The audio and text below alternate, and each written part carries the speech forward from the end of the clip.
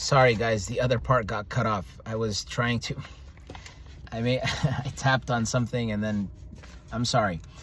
This is a continuation and it's the conclusion.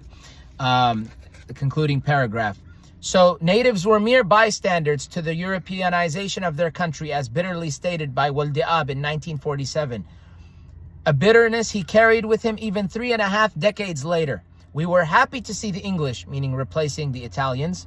In fact, we were ready to welcome anyone except the Italians. We preferred the devil to the Italians. May God forgive us if we say such a thing.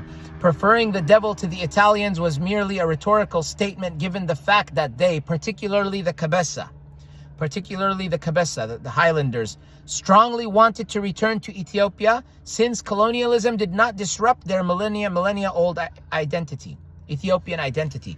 That is true. So that is true. That the Cabeza, so though that group of people, they did have a connection with they're Habesha.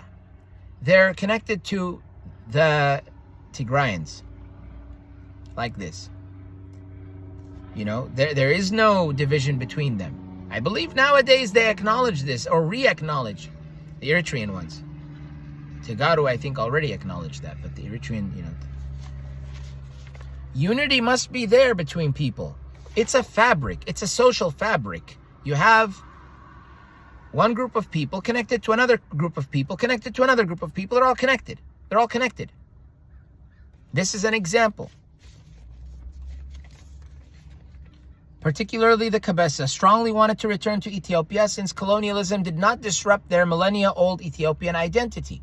For Walid Abbay, Eritrea's Ethiopian identity was too profound, and its economic, when he says Ethiopia, I don't believe he means Ethiopia like as we know it now. He means the Abyssinian identity. That's what I believe Dr. Alemseged Abbay is referring to. For Walid Abbay, Eritrea's Ethiopian identity was too profound and its economic resources too meager. Eritrea's Ethiopian identity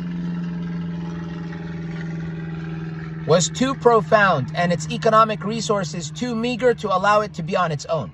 It could not be on its own. He, along with a handful of enlightened Eritreans, such as Lorenzo Ta'zaz, I think that was his name, Ta'zaz, and Ephraim Tawalde Medhin, strongly favored Eritrea's reunification with Ethiopia. Their efforts paid off as the United Nations in 1950 decided to federate it with Ethiopia. With its own flag, free press, official languages of Tigrinya and Arabic, as well as a parliament, Eritrea in 1952 became an autonomous unit within the Ethiopian imperial system, an arrangement Ethiopia was set to annul, leading to another phase of Eritrean agony.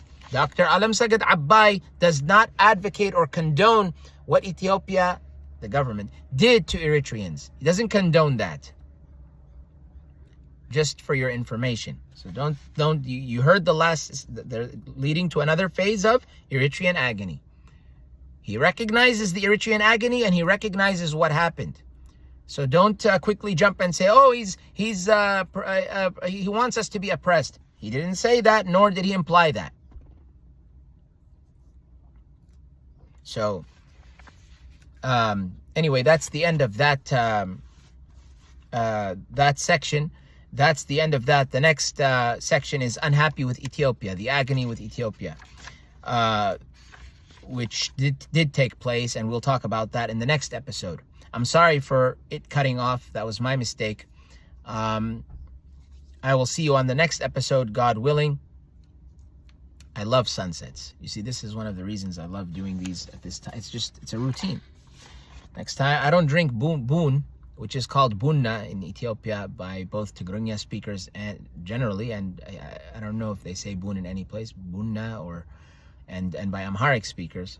I don't drink bunna, but maybe I need to get myself some shahi. Tea is shahi. By the way, I should have made this announcement in the beginning. I will be starting Tigrinya lessons. I'm not a native Tigrinya speaker. I'm going by a book. And I will do the best I can. And I hope that I do the best I can and succeed in it. God willing, tomorrow I will be starting doing Tigrinya lessons.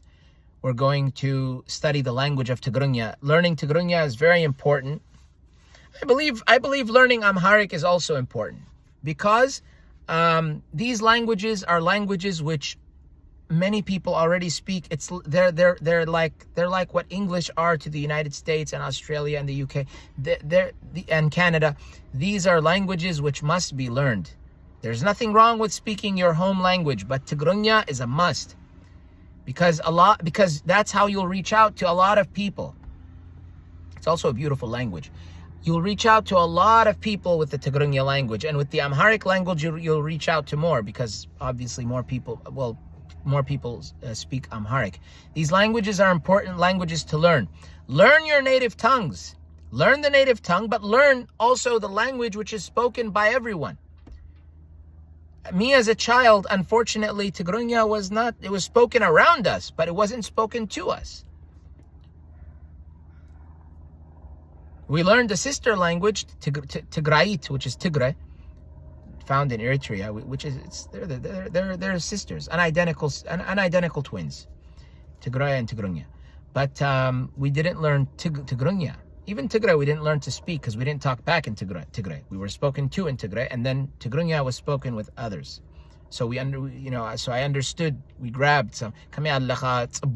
We got something. We understood some things here and there, So, but unfortunately, we were not taught. We should have been, but we were not.